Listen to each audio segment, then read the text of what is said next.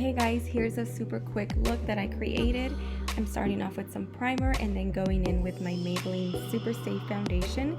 I'm blending that out and then taking my favorite drugstore concealer. It's the e.l.f. 16 Hour Camo Concealer in the color medium beige. I'm lightly setting my foundation with Maybelline's loose powder, and then I'm going to warm up my skin and lightly contour my nose using my favorite brush by Morphe. And for blush, I'm using Sunbask by MAC. Now for my eyes, I'm just taking brown script and running that under my lash line, and then I'm applying some liner in my waterline and taking that same color into my crease just to add more depth.